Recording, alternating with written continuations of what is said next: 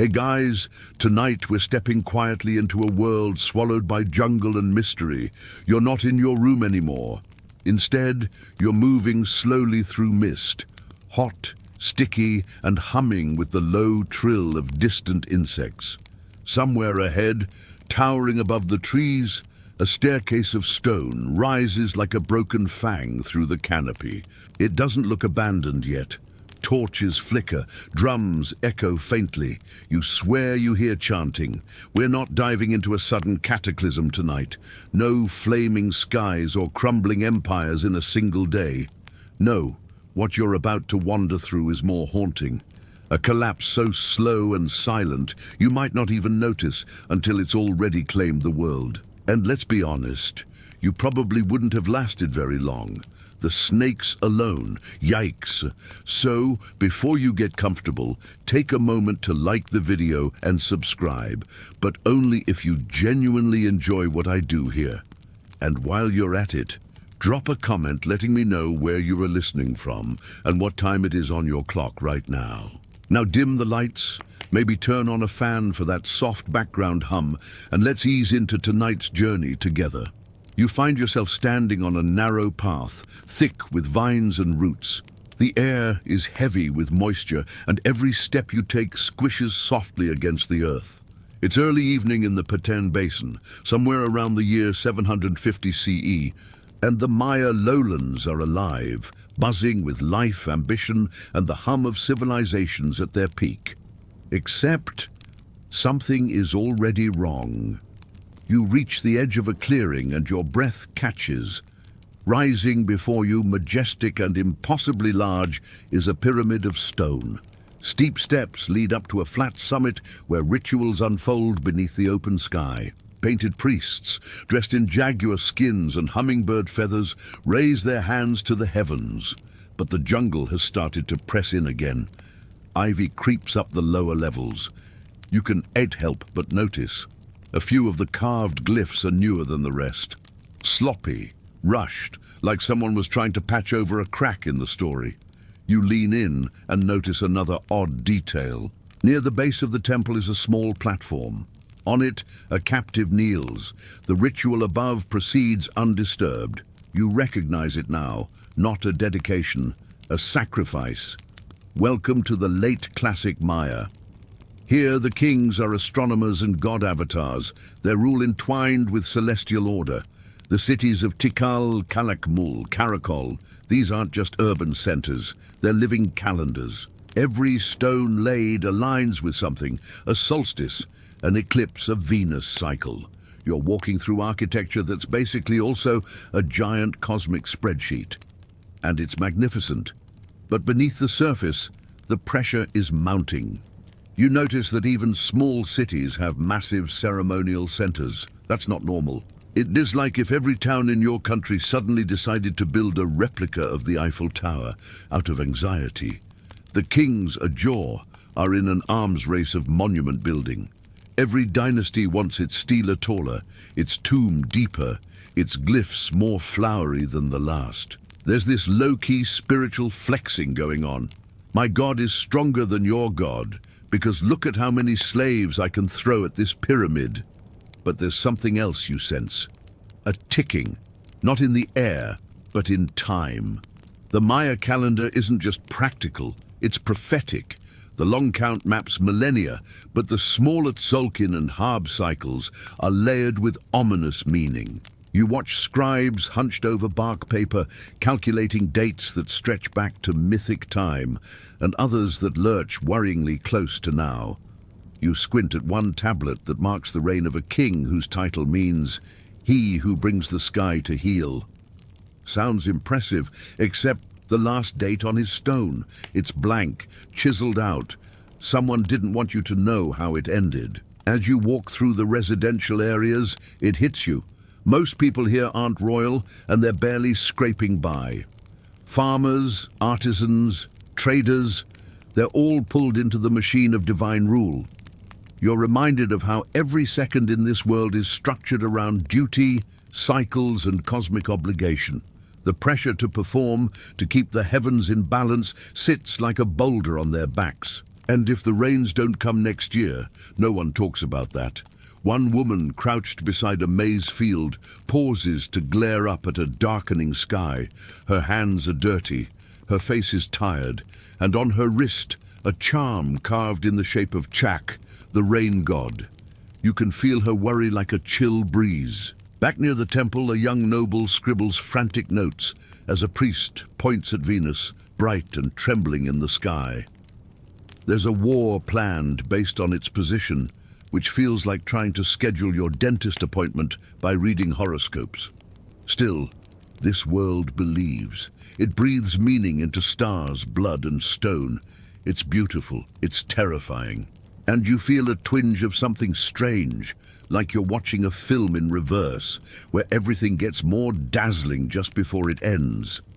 You take one last look over your shoulder as the path begins to lead you deeper. The jungle seems to sigh around you, as if it knows how the story turns. And you keep walking. You step carefully now. The roots are thicker. They grip the path like ancient fingers trying to hold on. Overhead, a toucan croaks a sound that's way too harsh for such a colorful creature. And somewhere deeper in the underbrush, something slithers where you can't see. You're approaching another city, Yachilan, perched along the Usumacinta River. It's one of those places that seems to defy logic. Tucked into a bend of the jungle, it's alive with life and rituals. And clocks, not the ticking kind, but the cosmic kind. Because here, you realize something truly strange. The Maya didn't just worship time. They micromanaged it. You're ushered up a set of steep stairs, very steep, honestly, until you reach a carved lintel stone above a doorway. It shows Lady Zook, a queen, pulling a thorn-laced rope through her tongue, while a vision serpent coils beside her. Inside its jaws, a warrior ancestor materializes, roaring into this world. You blink. The carving is so vivid you could swear it moves. This isn't performance art, this is governance. Every act the royal family performs, every sacrifice, every dance, every royal birth is timed to celestial events. You're starting to think they ran their governments on astrology, which honestly would explain a lot in today's world too. You follow a priest into the main chamber. It's dark and cool, with flickering torchlight illuminating walls packed with glyphs. There's a calendar carved here. Not just a record of time, but a map of causality. Events don't just happen. They must happen, and they must happen then. And if they don't, that's when the trouble starts. You glance at a panel depicting a king surrounded by flames, not literal ones, but the symbolic kind. He's flanked by glyphs indicating bad omens. Eclipses out of sync, Venus rising in the wrong place, a Katun turning before its time. It's like someone opened his cosmic planner and saw every reminder marked doom. These are not flexible people. The obsession with timing becomes clearer as you move through the city. Births are timed to auspicious days. Wars are launched when Mars enters the right quadrant. Even marriages are orchestrated for maximum cosmic impact. You can almost hear the dialogue now. Sorry, High Priest Jaguar Tooth, we can't sacrifice that guy on Friday. Jupiter's in retrograde. And beneath all this precision, you feel a kind of anxiety humming. It's subtle, like a mosquito you can't quite see, but it's there. You meet a royal astronomer, bald, tattooed, with inky teeth from chewing too much pigment bark. He's pacing in front of a star chart carved into the floor. You listen as he mutters about the Baktun turning, about cycles overlapping improperly. He sounds like a programmer debugging a spiritual operating system, and here's the twist. Not everything lines up. You lean closer to a faded wall mural.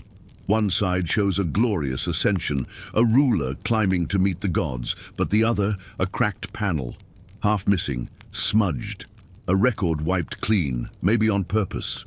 You notice a date, 9/15/10/00. That's around 741 CE. Something bad happened here. Some scholars think the royal lineage stumbled.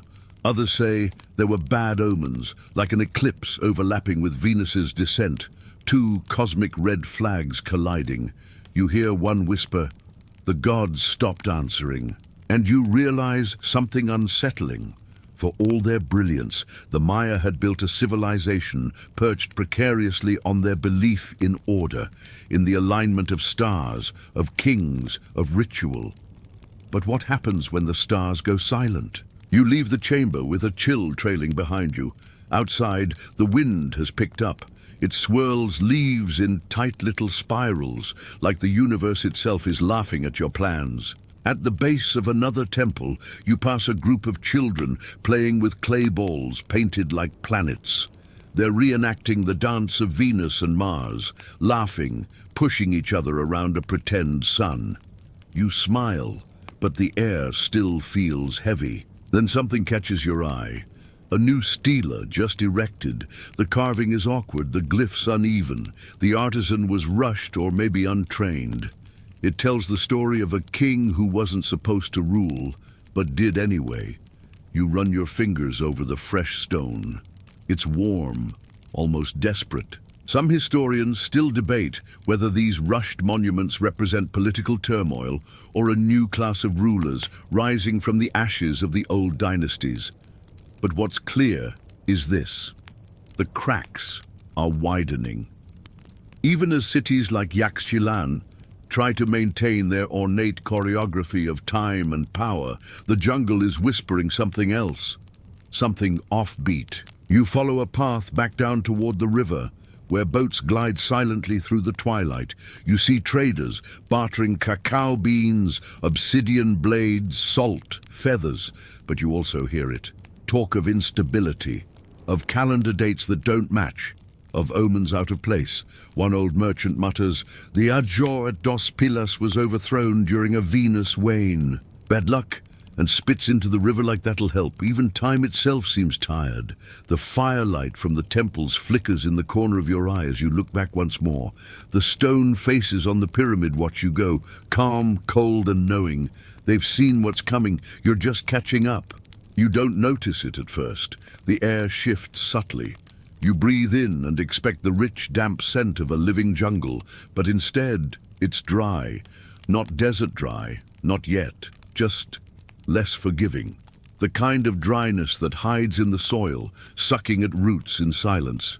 You're walking now through fields outside Naranjo, one of the Maya superpowers of the 8th century. And if you weren't paying attention, you'd think things were fine. Maize stalks still wave in the breeze. People still gather at market stalls with painted faces and bone jewelry. But your feet sink into dust where there should be mud.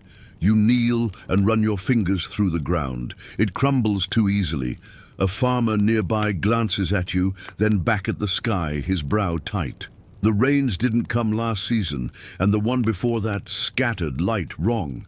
He offers you a gourd of balchet, sweet, fermented tree sap. You sip, nod, and don't ask the question hovering behind both your eyes. Because here's the thing. For the Maya, rain isn't just weather. It's everything. Their gods ride in on thunder. Their cities align to capture the equinox's first drop. The word Chak, rain deity, is whispered like a plea. You move on, stepping through patches of fallow land and abandoned plots. More people than you expect are simply gone. A family walks past you with baskets and bundles, moving west. Just for the season, they say, just until the rain remembers us. But you can hear the uncertainty in their steps.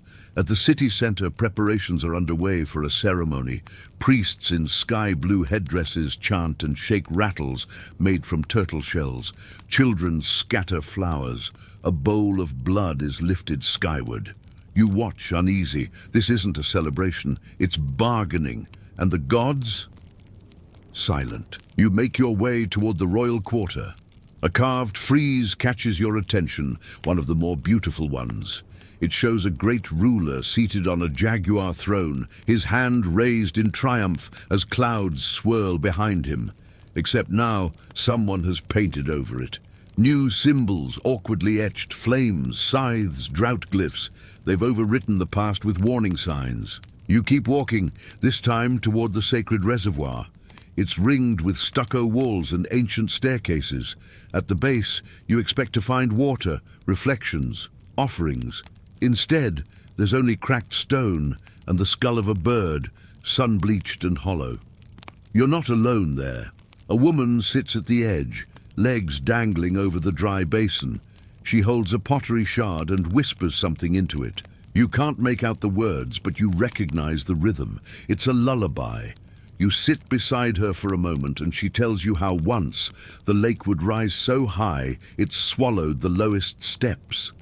She tells you how the frogs used to sing so loud you couldn't sleep. Now, only dust. As night falls, fires are lit across the city. Drums echo in a steady beat, ceremonial, hopeful. But you know what this is. It's a crisis hidden in tradition. What makes it worse is how slowly it's happening, not all at once. No crashing wave, just a tightening coil of dry seasons, shorter growing cycles, failing crops, and still the kings build. You see one the next morning, a construction site. Workers with stone tools chip away at a new temple addition. More murals, more steps, another monument to the ruler's glory. But the workers' hands shake from hunger. You overhear one of them muttering, "We should be building canals, not tombs." But no one listens to the hungry.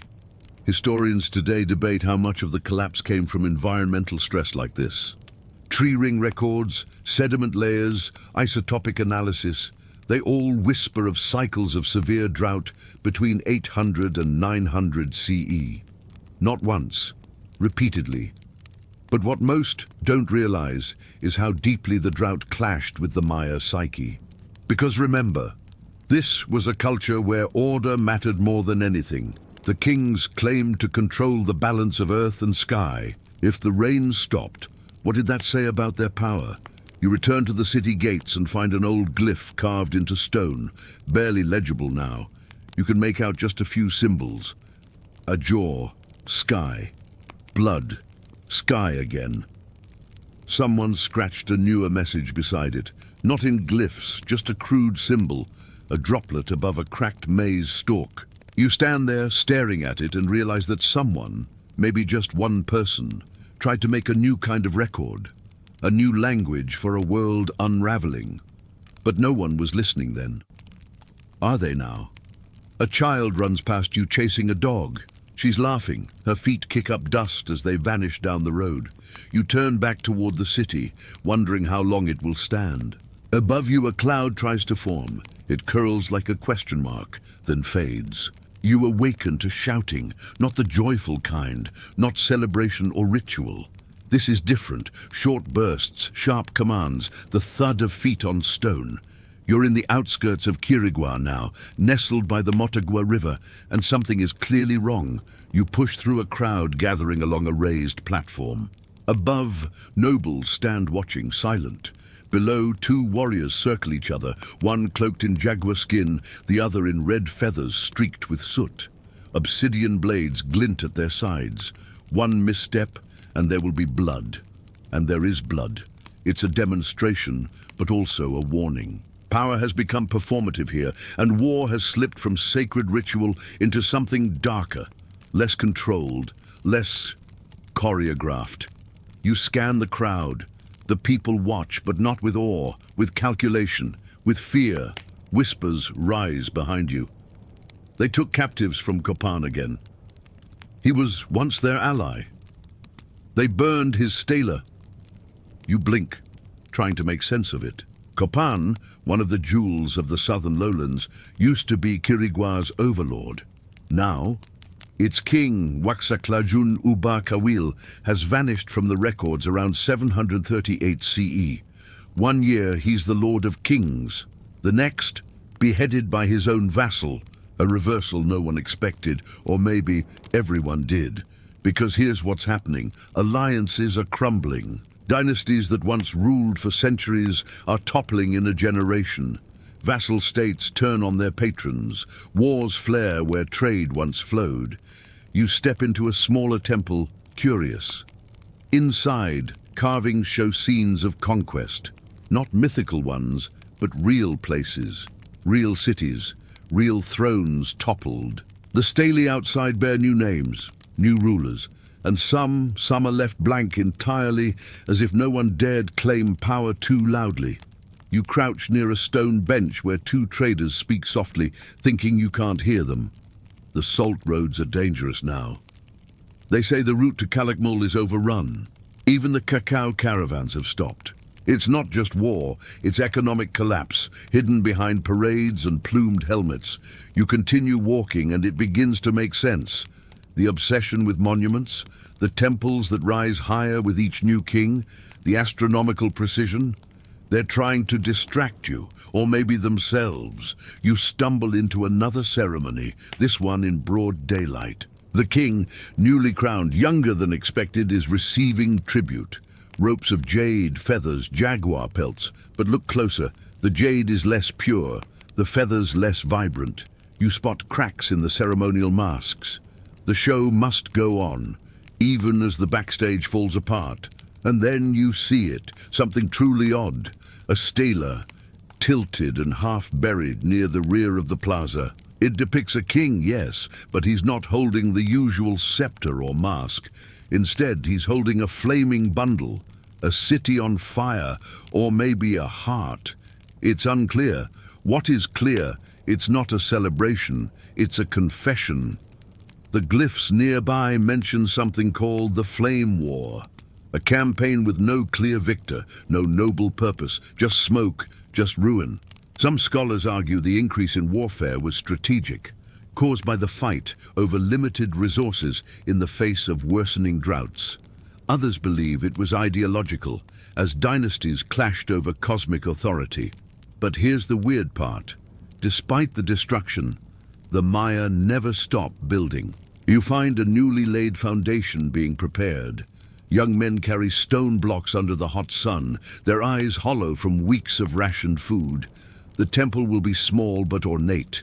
It must be.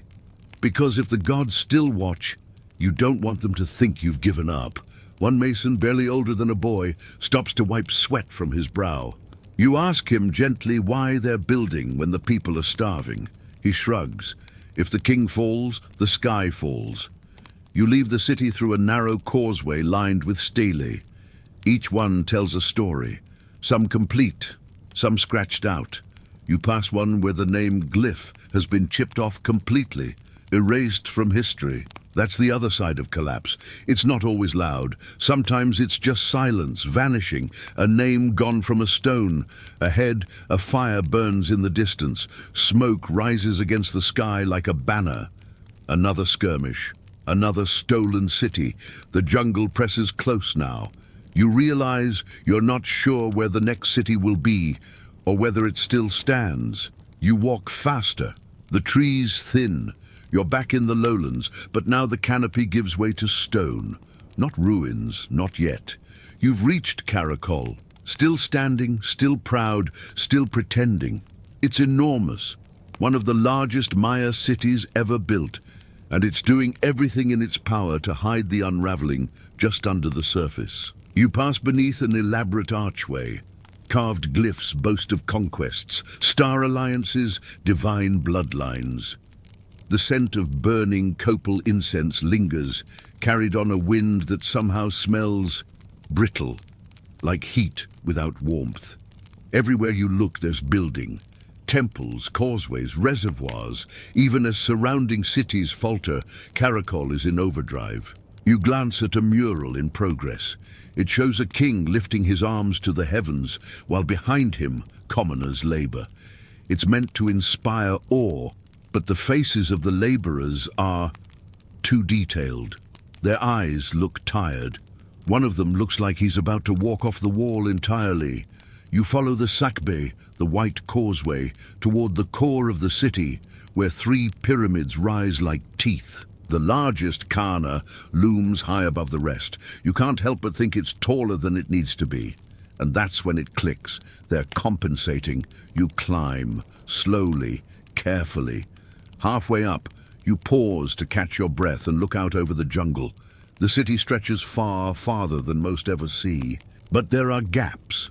Places where the trees have crept back in, whole neighborhoods swallowed like a half-erased memory. At the summit, a ritual is underway. Not public this time. Quiet, almost desperate. A priest circles a bowl of burning herbs, whispering invocations. A nobleman kneels, shoulders shaking. You step closer and realize he's crying, not the poetic kind, the ugly kind. Fear mixed with shame. No one notices you. Or maybe they do, but they're too tired to care. You wander down the other side and into the administrative district. You pass records carved into walls, trade logs, tribute tallies, census counts. And one thing stands out: the numbers are getting smaller, less tribute, fewer workers, more deaths. You duck into a storage chamber where rows of ceramic jars sit untouched. A scribe is there, painting glyphs with a trembling hand. You ask him what he's writing. His answer: names, just names. He points to a scroll. Dozens of entries, each ending with a small, subtle symbol, a circle with a dot in the center. Death, illness, disappearance. He doesn't know anymore.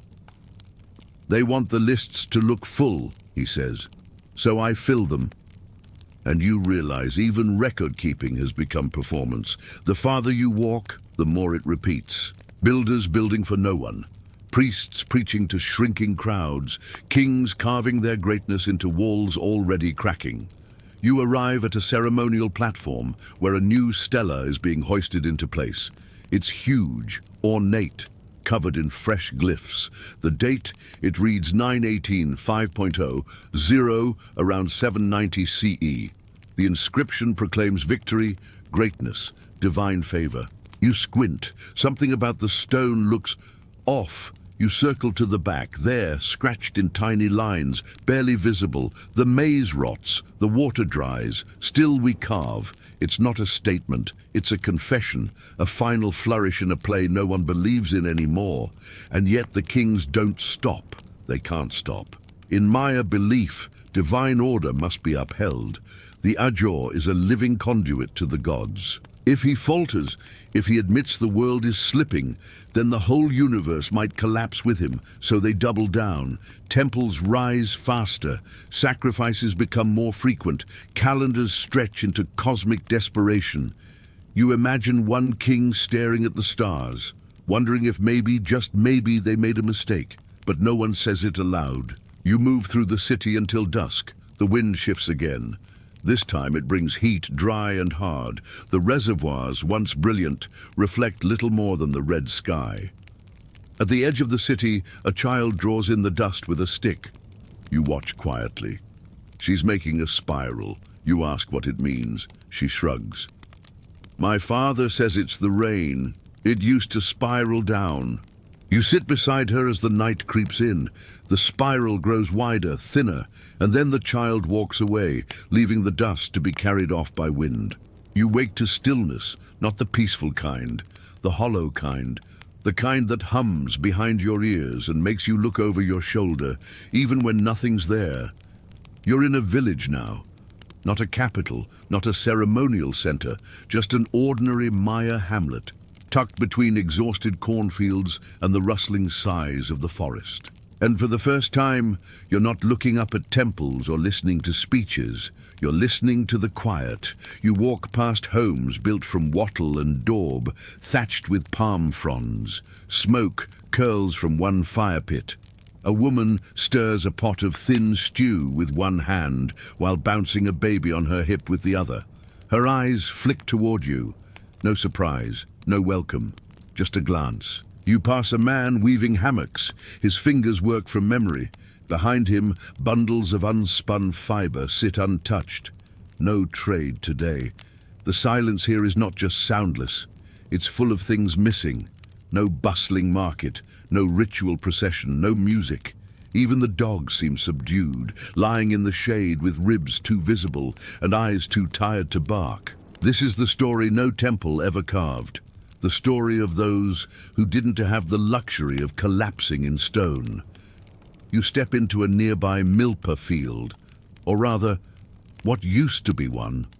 Stalks of maize stand yellowed and stunted. You kneel beside a broken irrigation ditch, its edges overgrown with weeds. A wooden plaque, hung with care, is staked in the ground. Faded glyphs read something like, "Our mother feeds us when she can." You move on, finding a gathering beneath a simple awning. A few elders sit in a circle, murmuring. One holds a bowl of beans, another holds a flint blade. You sit quietly nearby, listening. They're talking about leaving. Some want to try westward, others say north. One man clenches his jaw and says, "I will not abandon my father's bones." No one argues with him. Because for the Maya, the dead are not just buried, they are beneath you. Every step you take, you walk on memory. Every house is tied to an ancestor. To leave is not just migration, it's spiritual exile. Still, they look at the children and don't say it out loud. But you feel it. What choice do we have? Later, you help gather what little harvest remains. A girl, maybe 12, hands you a bundle of tiny yams. "We used to trade," she says. "Now we just hope."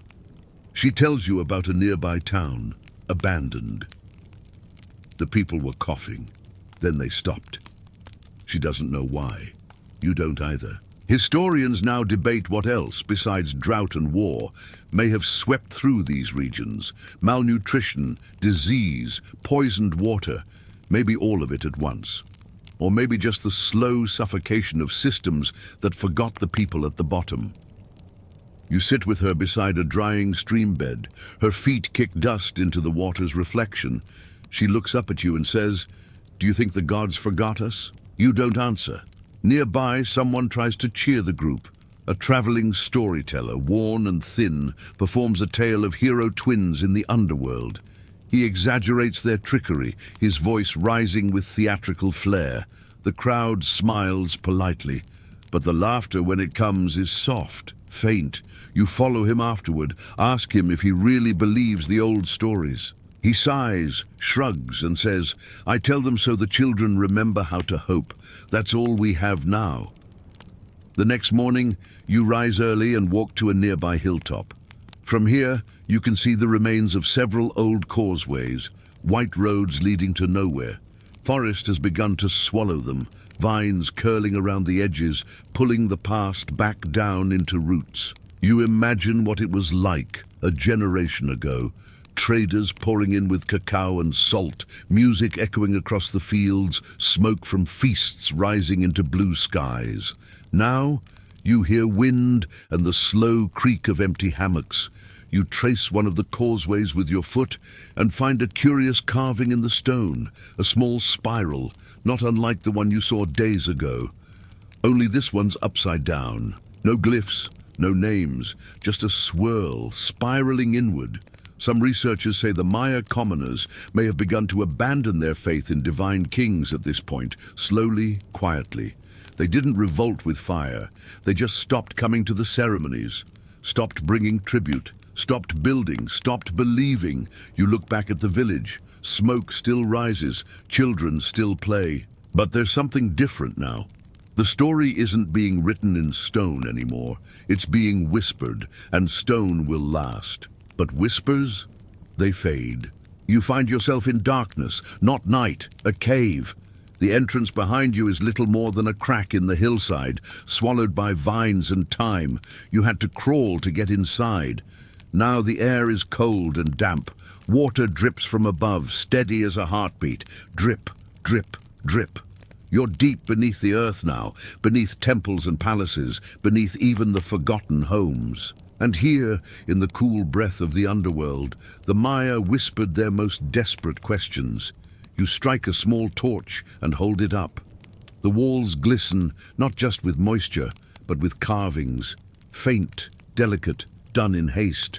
You see jaguar shapes, spirals, eyes and stars, even here. In the bowels of the earth, they brought the heavens with them. You move deeper, guided by ancient footprints etched into the floor. In one chamber, shallow bowls line a stone shelf, each filled long ago with offerings, stingray spines, bones, ash, jade beads. And something else, tiny human teeth. You don't linger on that one. This place is a cenote cave, sacred and feared. It's one of hundreds hidden beneath the lowlands, linking cities through limestone and belief. The Maya saw caves not as mere holes in the earth, but as the mouths of gods, the umbilicus between the world above and the waters below. And when things went wrong, when the stars shifted and the rains stopped, this is where they came. You kneel by an old fire pit. Charcoal remains are still visible. Around it, carved into the ground, are date glyphs, one of them half-finished. As if the scribe stopped midway, or was stopped. You press your palm against the cold rock and imagine what it was like. The flicker of firelight, the murmur of breath, the chants rising in rhythm with the drips. Drip, drip, drip. Suddenly, a gust of air stirs your torch. You turn, and there it is. A painted panel, somehow preserved, a full scene. A king, eyes wide with terror, reaches upward. A great serpent descends toward him, not with fangs, but with stars in its coils. Around him, priests collapse, corn wilts.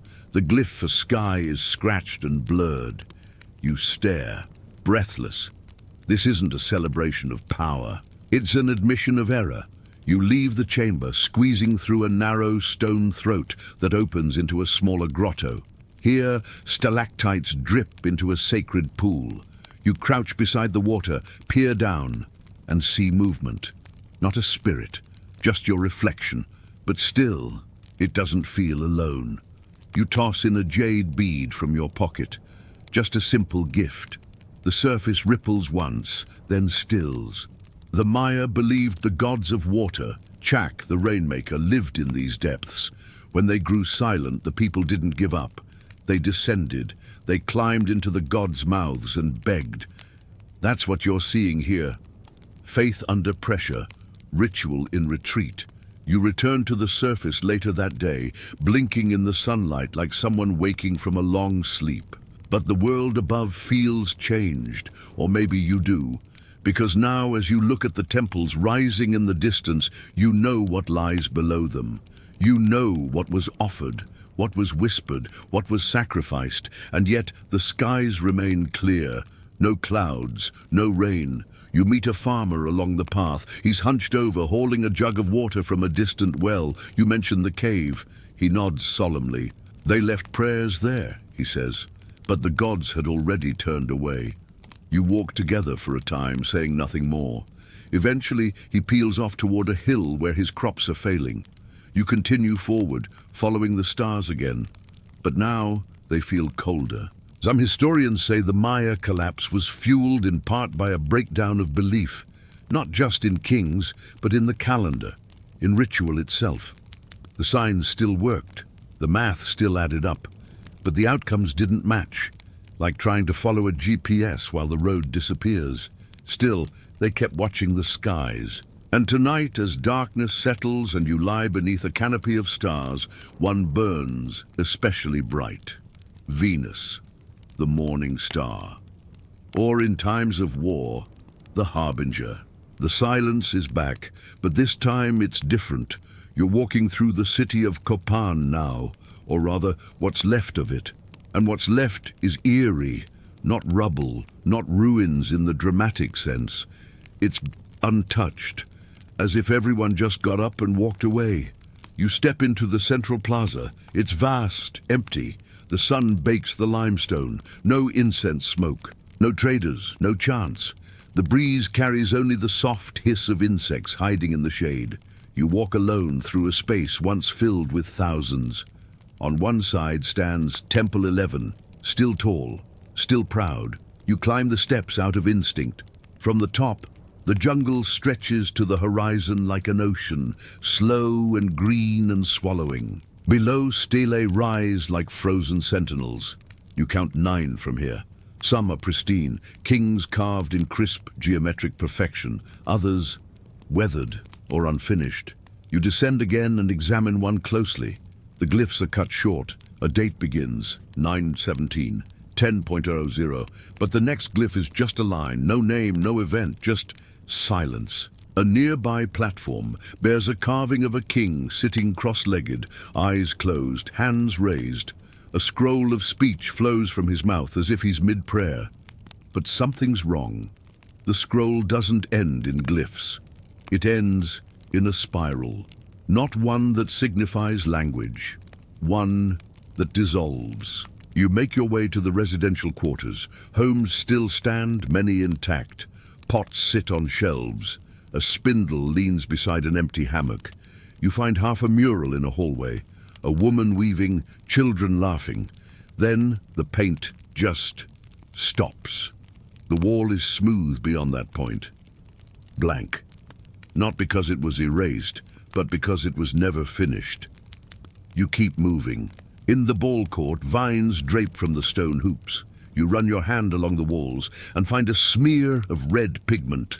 Old, dry, but still visible. Maybe from a ritual, maybe from something else. Farther on, you stumble upon a collapsed roof.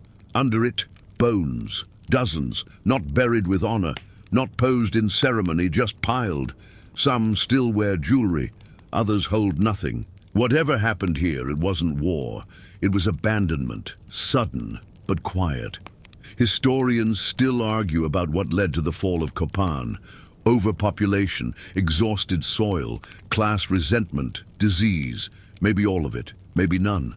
What they do agree on: the city didn't burn, it didn't explode, it just stopped. And that's what makes it haunting. Because there was no final battle, no heroic last stand, no collapse with flair. Just doors left open, hearths still warm, a goodbye that no one spoke aloud. You follow a pathway into the Copan Valley. A child's toy, clay shaped like a dog, sits in the dirt, half buried. You pick it up, brush it off, it feels too recent. You carry it for a while, then place it gently on a step as you pass. At the edge of the city, you meet an old man sitting beneath a saber tree. He hums to himself, eyes closed. You sit beside him, silently. After a while, he speaks. "We thought the gods would come," he says, "but the gods never left. We did." You don't ask what he means. You don't have to. That night, you find shelter near one of the temples. You lie on stones still warm from the sun and stare up at the stars. No fires, no chants, no markers of time. Only the steady hum of a world that moved on. Cities like Copan didn't fall with screams. They exhaled, and the jungle, patient and slow, inhaled. You close your eyes, and somewhere in the stillness you swear you hear it. The last breath of a city that forgot how to breathe. You don't walk into Tikal. You emerge into it. The path you followed, winding, narrow, half-choked by undergrowth, suddenly gives way to scale. Towering temples rise around you like cliffs, the jungle held back by sheer geometry and ancient will. Tikal doesn't feel abandoned. It feels asleep. A bad kind of sleep.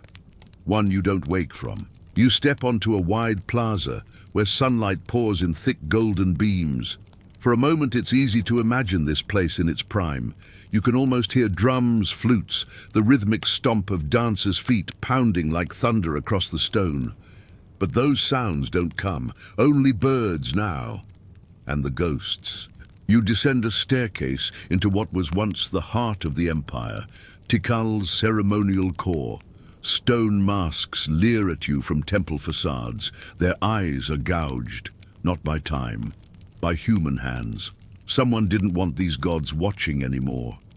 A guide stone near temple tells of a king, Jasor Chan Kawil, victorious, divine, builder of glory. But nearby, just behind the Great Pyramid, you find something less polished, a set of unmarked graves, dozens.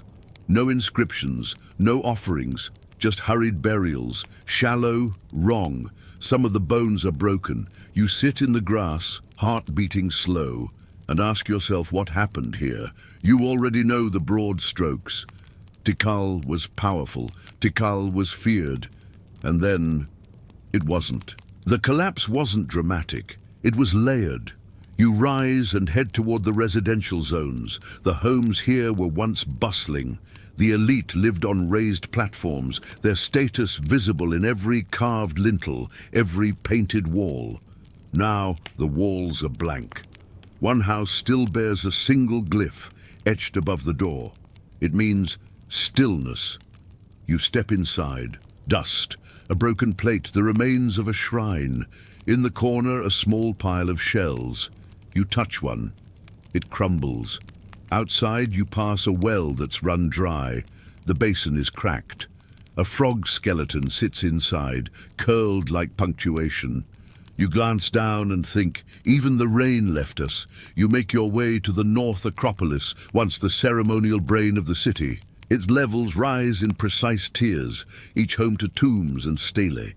Kings laid out with jade in their mouths and obsidian near their hearts. But one tomb has been disturbed. The lid is cracked, the offerings gone. A few glyphs scratched over in anger. Someone rejected their king, or maybe rejected what kings had become.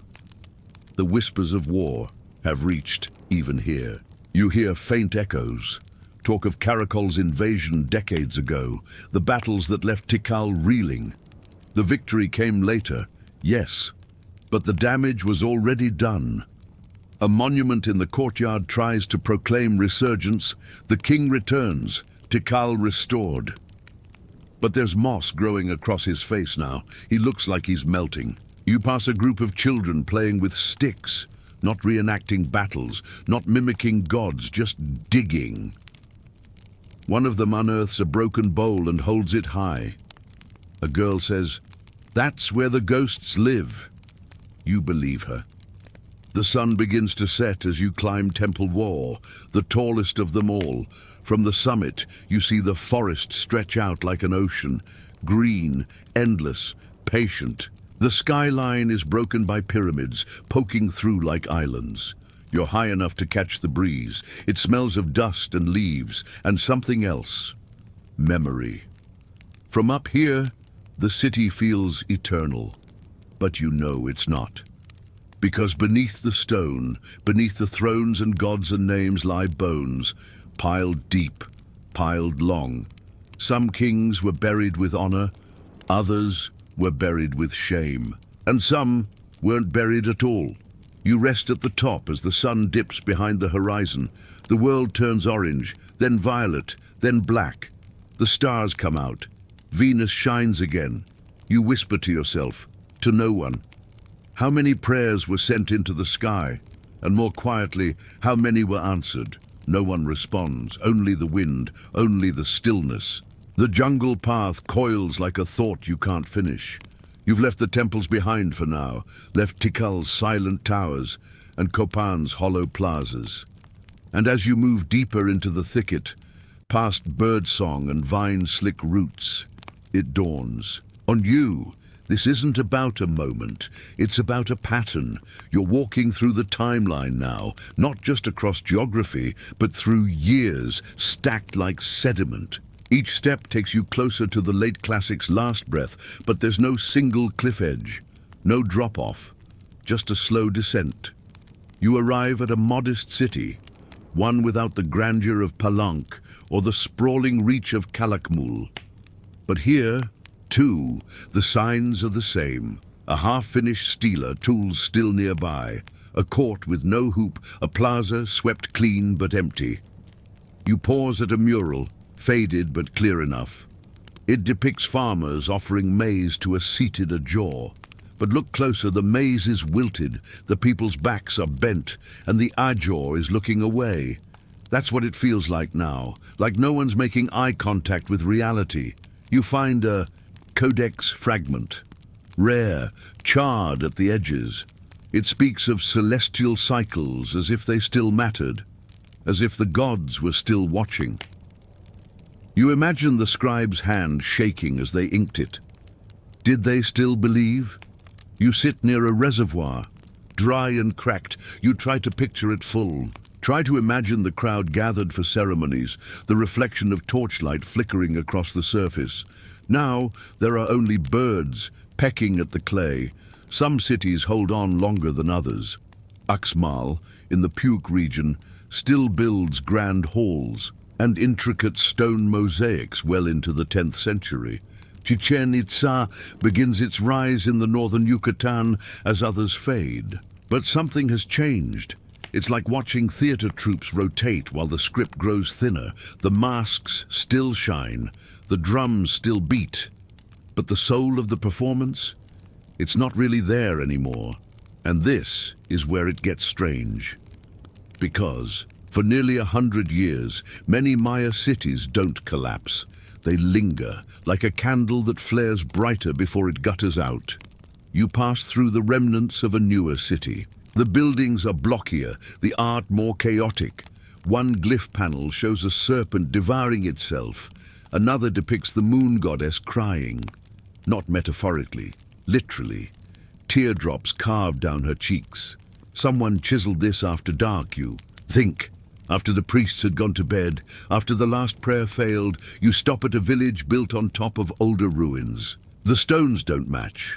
You can see where new walls reuse the blocks of crumbled temples, a bench made from the torso of a former king's statue. This is repurposing. This is survival. A man sharpens a blade nearby. He tells you they use the temples for storage now. Keep maize in the chambers where kings were once buried. He doesn't say it bitterly, just matter of fact. You ask if he believes in the old gods. He shrugs. Sometimes. You notice he has a glyph pendant around his neck anyway. That night, in a small shelter of wood and woven leaves, you listen to an elder tell a story. It's a version of the hero twins, but rougher, stranger. In this one, the twins don't return from Xibalba. They stay there, she says. They stay, because the world above stopped listening. You ask if that's the real version. She smiles. All versions are real when no one remembers the rules.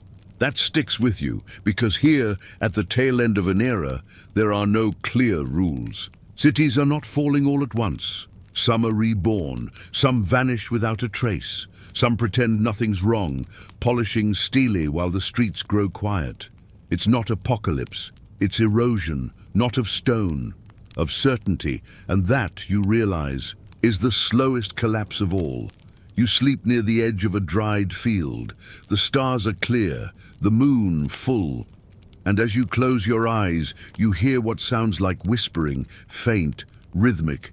You open your eyes, it's just the wind in the trees. Or maybe, just maybe, it's the gods, arguing among themselves about whether to start over. You wake to scratching, not claws, not animals, pens. You've stumbled upon a chamber of scribes. It's quieter than any palace or plaza you've seen. No chanting, no incense, just the steady, almost musical sound of bone pens etching glyphs into bark paper and stone. You slip inside, unnoticed for a moment, and observe rows of men and women hunched over work tables, eyes narrowed in candlelight, stained fingers, ink-streaked arms, expressions like they're racing time, because they are. These are the keepers of memory, the last to record it all before the silence comes. You move from desk to desk. One is copying a royal genealogy. Names that stretch across centuries. But there's hesitation in his brushstrokes. Some of the lines are deliberately vague. Others scratched out. You ask softly, why? He replies, barely audible. Because we don't know who rules now. You glance at the page, a space where a name should be, just a blank glyph bracketed by dates. The kings are vanishing faster than the scribes can explain why. You step back and examine the walls. Murals depict kings ascending into the sky, jaguars devouring serpents, blood sprouting maize. Grand, cosmic stories, but in one corner, a small scene nearly hidden. A woman stands holding a child, her gaze turned downward. Behind her, temples crumble. In the foreground, a mask lies broken on the ground, not a god's mask, a king's.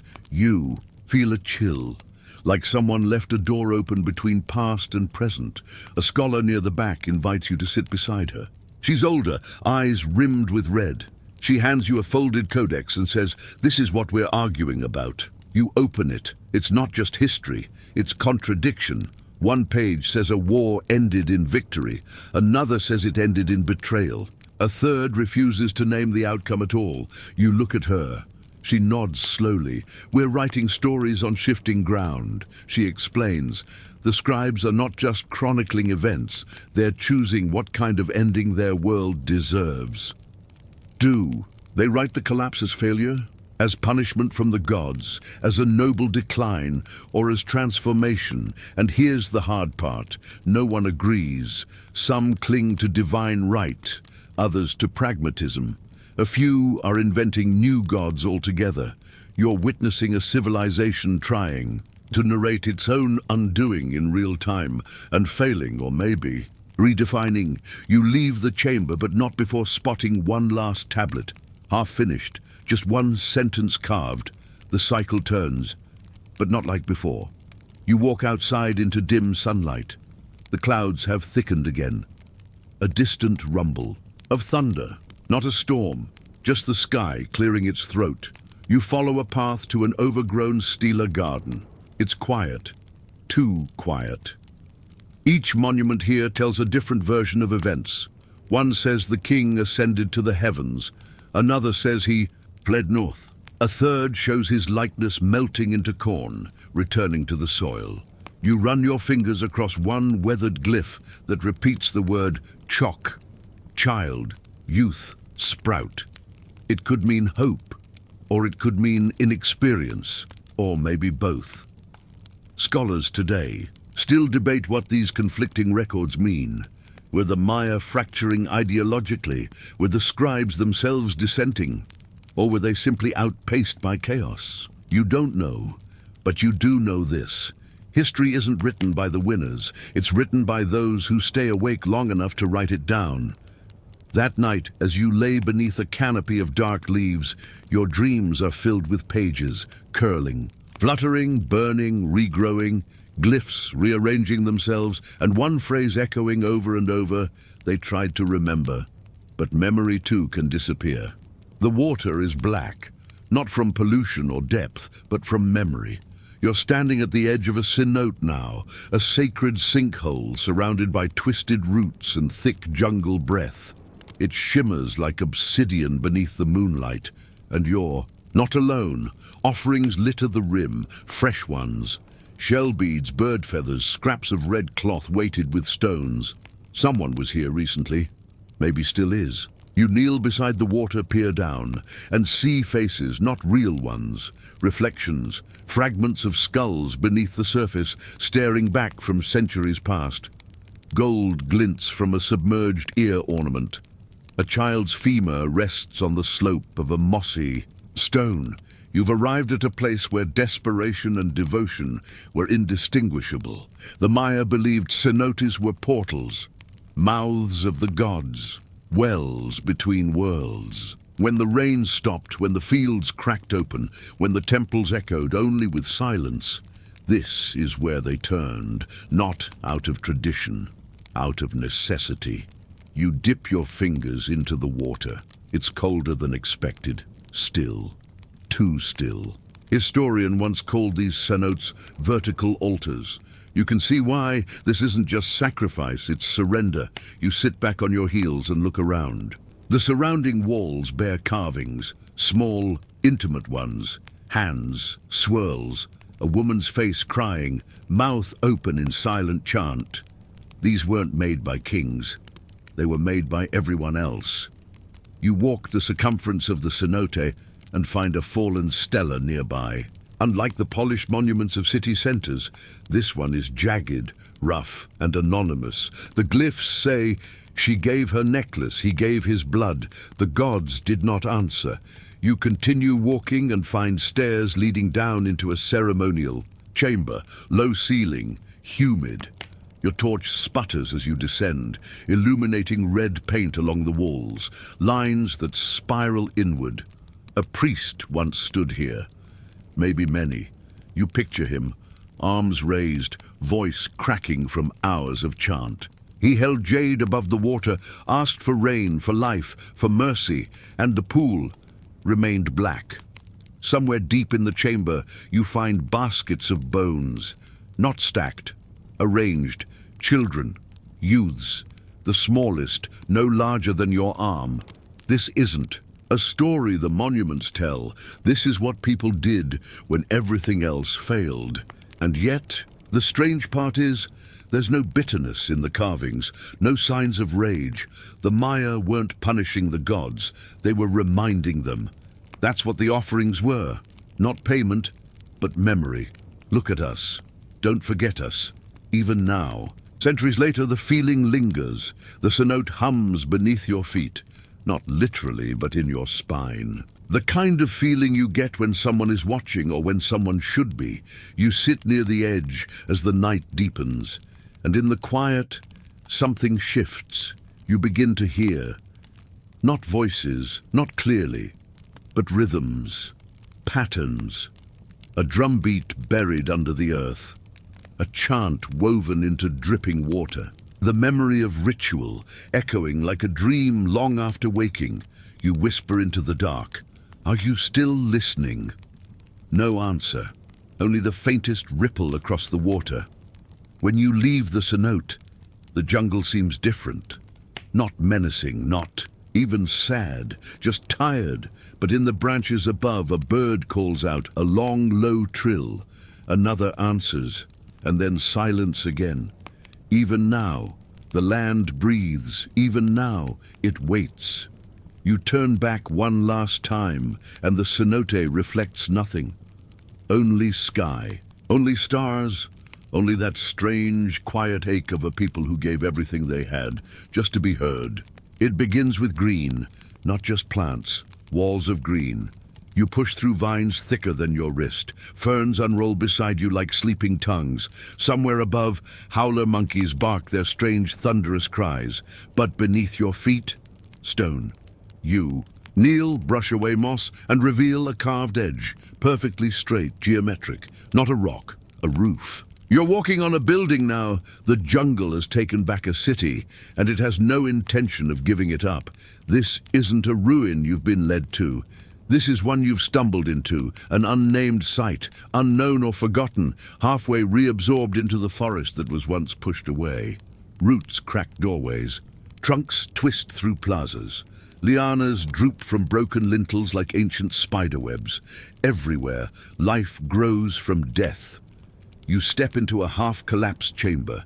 The ceiling has buckled, but you can still make out the faint outline of a mural.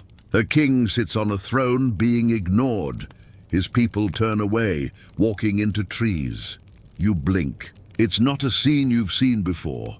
You move on, deeper into the belly of the ruin. Here you find fragments, carved stones used as stepping stones, a bench made from a broken altar. You realize someone lived here after the fall, not to rule, to survive. Historians believe some people stayed in these cities for generations after the elite vanished. Squatters, farmers, families clinging to the shell of a once holy place. You imagine them cooking beside what was once a throne, sleeping beneath crumbled glyphs. In one corner of the structure you find an inscription etched not in formal hieroglyphics, but simple pictograms. Rain, corn, fire, a hand, a crying eye. It's not official history, it's a journal. You sit down and listen, not with ears, with skin. The place is humming with time. Trees don't forget. They grow around the old roads, not through them. You follow one such trail, a sack bay, white stone barely visible beneath creeping moss. It leads to a courtyard choked with vegetation. In the center, a tree grows from the mouth of a stone jaguar. You almost laugh. Even the gods have been repurposed. You wander and find another surprise, a small, neat pile of tools, stone hoes, flint knives, a spool of thread. Recent, someone has been here and maybe still is. You wait a moment in the clearing, heart slowing, then a voice, not threatening, just curious. A man emerges, barefoot, face wrinkled by years but steady-eyed. He nods once and you do the same. No introductions, no questions. You follow him through the trees to a modest hut built against a fallen wall. His fire smokes gently. Around him, ears of maize dry in the sun. His children run barefoot, laughing in the ruins. He tells you stories.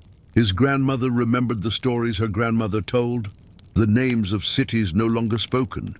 The gods who listened and the ones who didn't. You ask if he sees these stones as sacred. He smiles. They are bones. You don't ask whose.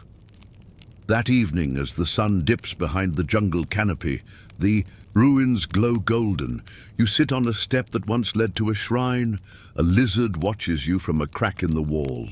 Somewhere nearby a woman sings. You realize something important. The Maya never truly disappeared. They adapted, moved, remembered, not in palaces but in stories, in maze, in songs sung beside old fire pits built from temple stone. The jungle didn't erase the Maya. It hid them, and in doing so it protected them. The final image you carry as you leave the site is simple. A child drawing a spiral in the dirt with a stick.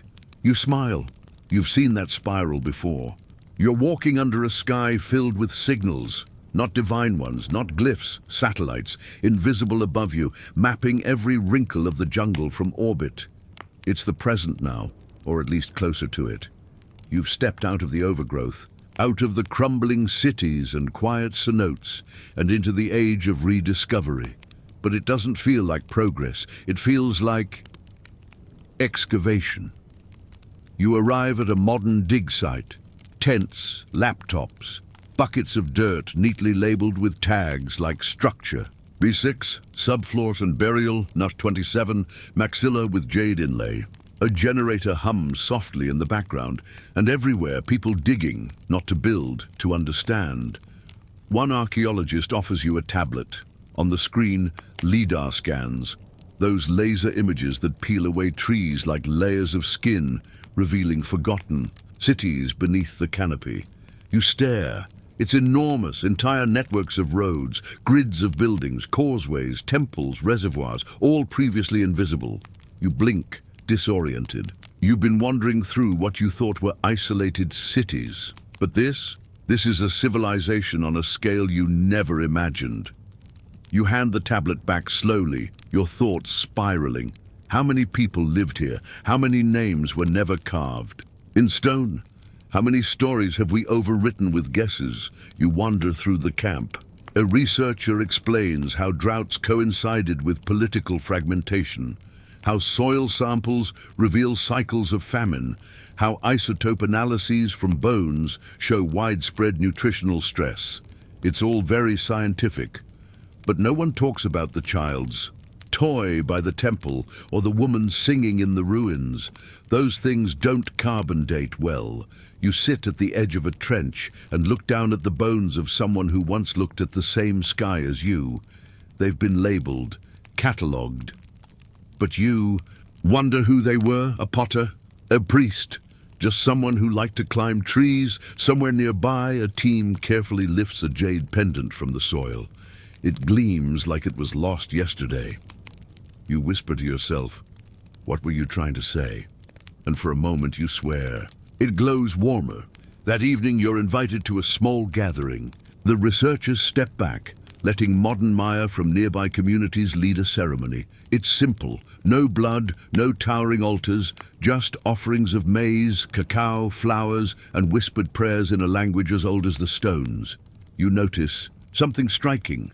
No one mourns the collapse. They honor the endurance, because while the kingdoms may have fallen, the people never did. Today, millions of Maya still speak ancestral tongues, still farm, still pass down stories. Some wear woven sashes with patterns older than most nations. Others scroll through TikTok in the shade of ruins. Their great-great-grandparents once fled. They don't call it collapse.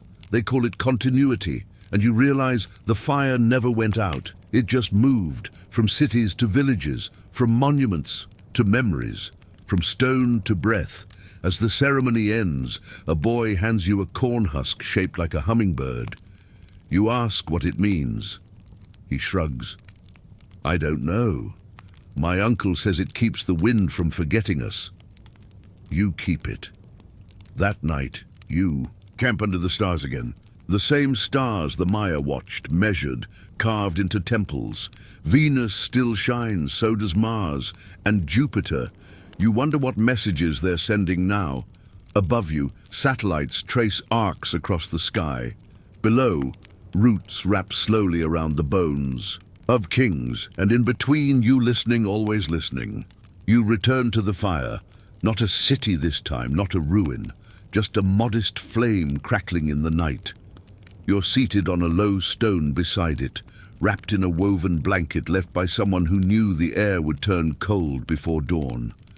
The forest murmurs. Around you, crickets, owls, distant water. The modern world seems far away. You let it stay there. You stare into the flames, because now you've seen it all. You've walked the boulevards of kings and the footpaths of farmers. You've touched glyphs and ashes, held silence in your hands like something alive. And you know something now, something that's not in textbooks or timelines. The Maya didn't vanish. They changed. They were never one people, one empire, one neat story. They were dozens, hundreds of voices, of cities, of beliefs evolving together and apart. What collapsed wasn't a single structure, but a system. A way of being that stopped making sense under the weight of drought, ambition, and silence from the gods. The fire pops, a shower of sparks lifting into the dark. You think back to the spiral the child drew in the dirt. You've seen it everywhere now, in temples, in bones, in clouds. A shape that doesn't end, that only returns. That's how the Maya saw time. Not a line, a loop, and even collapse fits inside it. You look to your left. Shadows move in the trees, maybe a deer, maybe something older. To your right, a faint voice sings in a language you almost understand. You don't need to understand it all.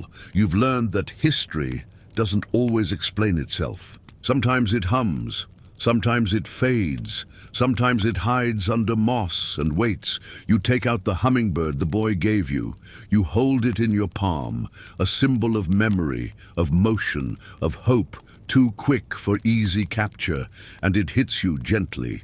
The Maya fire never left. It's in the stele and the soil, yes, but it's also in kitchens, in lullabies, in hands, planting corn again and again, even when the sky is dry.